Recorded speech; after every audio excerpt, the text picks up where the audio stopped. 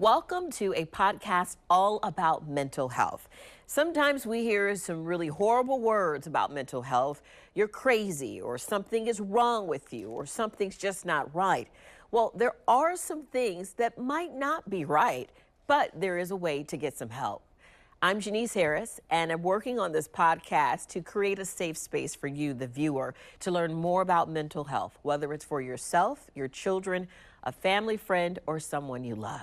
So this first segment of the podcast, we're going to talk about mental health for children.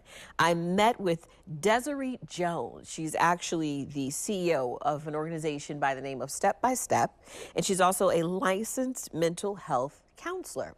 So I got a chance to talk to her about various aspects of children and childhood development. But I want to share this statistic with you.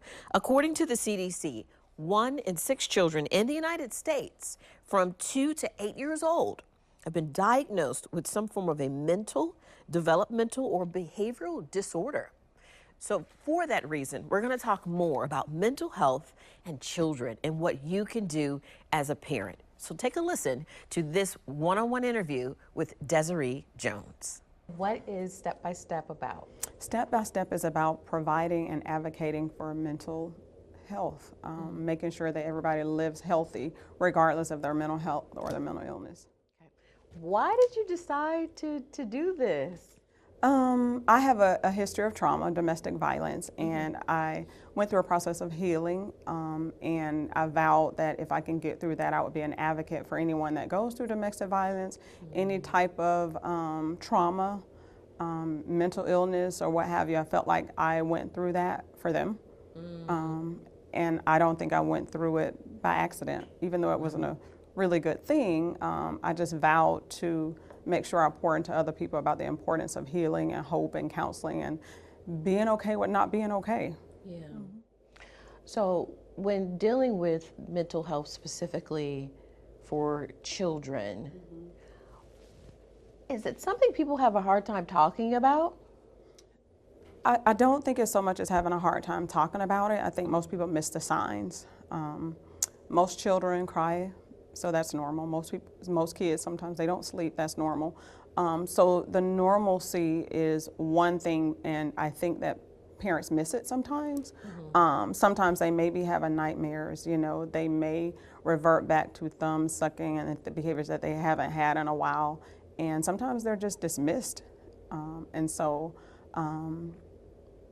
I think that prevents them from recognizing what's really going on with them.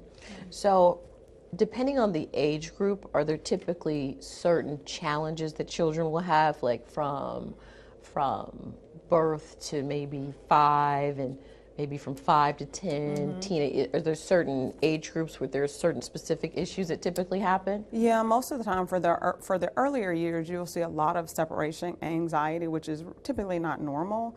Most kids have issues with separating, but they learn to cope and adjust, right? But there are some kids that for long periods of time, they're not able to separate. They're not able to adjust. They're not able to soothe themselves, right? They're not able to kind of get past the situation, so they can't really be productive in a daycare or what have you. They may start having temper tantrums.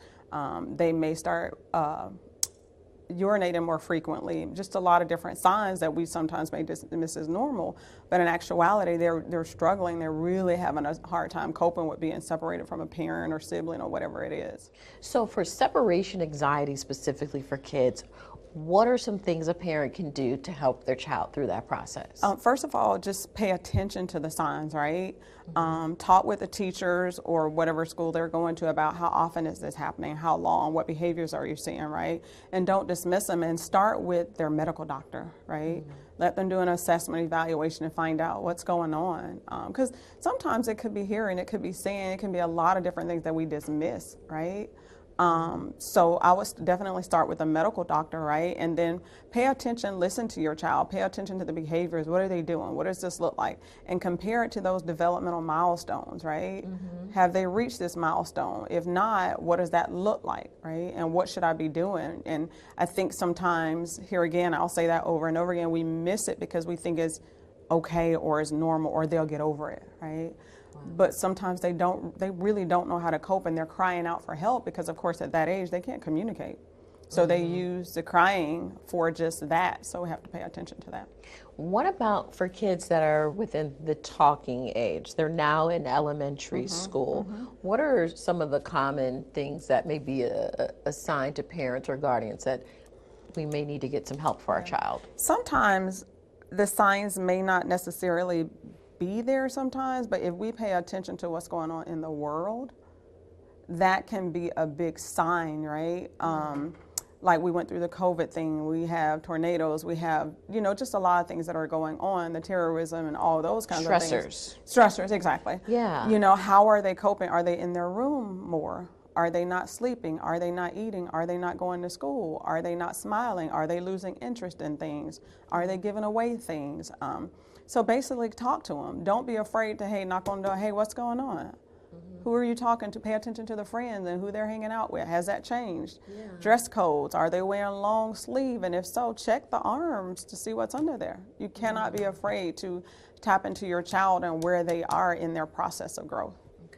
And so let's shift from elementary school to middle school and high school. I feel like once kids go into those teenage years, they're in their own challenging space, and the relationship kind of shifts for parents as well, because they're more into identifying who they are, and it might not always go parallel with what the parent agrees to. So what about middle school, high school students? To be a part, right? If there are things going on at school, if there are things going on in the neighborhood, if they're on their cell phones, don't be afraid to step into their world, right? So many times we do this adultism where we're just do what I say, don't do what I do, those kinds of things. And sometimes we have to kind of backtrack and be in their world, right? We're having a hard time with the music and the hair and all those things. But what if we tap into that with them just to find out, okay, what does this mean to you? Why are you doing that? Tell me more about that. Write about that. Let's go to dinner and talk about that. We talk about so many other things. Why not give them the opportunity to talk about how they're feeling, what they're doing, why they want to wear their hair this way, right? Because if you take that time and talk to them, they may pour out something you may have never guessed, right? And just listening, active listening to, okay, what are they really saying? What's behind this? Because they'll let you in on a lot of different things if you just take the time to listen versus dismissing everything that they're doing like it's wrong, right? Because they need us as parents to be friends, but yet friends that are parents, if that makes sense. Not being afraid to tap into your world. Yes, I'm your parent, but show me what you're doing in your friend world, if that makes sense. So when trauma occurs to a child or an adult, trauma is trauma. But when it comes to children and trauma, what are the best steps to help the child heal from whatever that trauma may be? Like I said before, starting with the medical professional, but there's infant mental health therapy. Therapy starts at a very young age. Really? Yeah, so if you're not sure, start there. Sometimes letting the professionals deal with it, because you may not be able to identify the signs and symptoms. So always start with the medical first, because ruling out anything medical is most important. And then talk to a therapist that may specialize with infant mental health or just working with kids that are younger age. Those are the best too. Try to keep a routine for kids. Sometimes if kids don't have structure, discipline, they're gonna just go all over the place, right? So just being a part of that, and here again, taking time and spending time with them. And I continue to say that because as parents, we're working, we're doing a lot of things because we have to, right? To take care of our families. But even if I tell parents sometimes, if you have little girls or whatever, take 5 minutes to polish their nails. Take 5 minutes to brush their hair. And while doing so, pour into them with positive comments. You're beautiful. Your hair is beautiful. I'm so proud of you, right? And not so much being proud of them for doing something, but who they are. I'm proud of you because you're my daughter, right? I'm proud of you because you make good choices. Like those kind of things, because you'd be surprised how body language, if they're receptive to that, are they feeling that, or are they just like, pay attention to those things, and that's how you know how to move forward with them. Okay. When it comes to developing your child's esteem, and I think you touched on it a little bit, is it most critical in developing their esteem when they're small or when they're teenagers, or is it a continual process from birth to 18? How do you make sure that your child understands their self-worth as opposed to what society says? I believe it's continual, and that's why I started with infant mental health, because in the infant mental health process, we deal with bonding, right? Bonding is very important. So from day one, the eye-to-eye contact, the body, the touching, the brushing the hair, versus leaving your child to hold their own bottle propped up on a pillow or something. Like, put them in your arms, like those, they're right close to your heart. Use those times to speak positive words, right? So it does start from the beginning. Kids react, when they start reacting, they start smiling, they're really receiving that. So it starts very early. And then as they get older, pour into them as far as their self-esteem, but be realistic, right? If your child is playing football and he is not running a touchdown, there's nothing wrong with being positive, but we have to be real. Maybe we can try another sport, right? Without breaking their self-esteem. Yes, you're doing really well at this, but let's try something else and see how well you do with that, right? So in covering some crime stories and stories involving children that end up going down a path of crime, I've heard of studies that talk about children that are exposed to certain environments early on, if they experience a certain amount of personal and or environmental trauma, they could be more likely to then go down a path of crime. What can parents do, or where should the awareness be for parents to know about something like that, as far as protecting a child's environment and what they are or are not exposed to? That's hard for a parent that has always been in an environment, right? If they've always been in an environment where they're not necessarily thriving or living up to their highest potential, that's what's going to be learned or taught to that child, right? So somebody has to come in and break that cycle, if you will. Yeah. But that's where school plays a very important part. Exposing kids to different things, different people's mentoring, tutoring, bringing those positive people into their lives so that they can see something different. We have group here, and we have some kids that have never crossed the bridge, right? So we take it upon ourselves to make sure that we're exposing them to restaurants using manners, how to place orders and do different things. So a community, we're responsible too. Let's pour into this community and show them, okay, this is what we have here. So even if you're in that environment, because education plays a role too. Parents sometimes are not educated, right? And so resources, finding out what resources are available for those kids so that if you can't give it to them, somebody else can. Yeah. Mental health and paying for the services, it's not always affordable. So what can a person do, regardless of their income, to get the help that they need for their child or for themselves?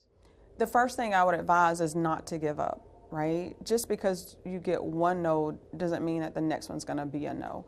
There are foundations out there like ours. There are several foundations that provide services for probably a minimal cost or no cost at all, just kind of depending on the situation. It may take a little bit of time, but they're out there, right? And that's another way of, when I talk about community, we have a lot of community events, we have community resources, we have support groups, we have a lot of colleges doing things now. So parents have to put in the work, right? And sometimes that's the hard part. When you could pick up the phone to call, that one no frustrates you and you're like, you know what, don't worry about it. But you have to understand that your child's life depends on that call. So make 10 more. And I guarantee you, if you continue to make them, somebody's going to say yes. But you have to do the work, right? And I would advise too, because some parents are struggling with their own mental health issues. So just like you're calling for them, call for yourself. Call for yourself, and don't be afraid to pick up the phone. Nobody's judging you. We just want you to get help, because ultimately it creates a better society, better community. Right. So is there anything else you think is important for people to identify when it comes to mental health? Is there a stigma that kids don't have mental illness, but adults do? There's a lot of stigma, a lot of myths and everything that are out there. I would just say, in all things, that's a person's perspective. That's not fact. So you have to pour into your kids and let them know you're not identified by social media, your friends or anything like that. That's their perspective of you. If somebody sends you a note or an email or a text or a phone call and they're describing all this stuff and you did this and you, that's not who you are. That's their perception of you. And what you do with it kind of steers you that way. So you have to know that's not who I am. You have to be bold enough to stand up and be confident, right? But that comes from a parent too.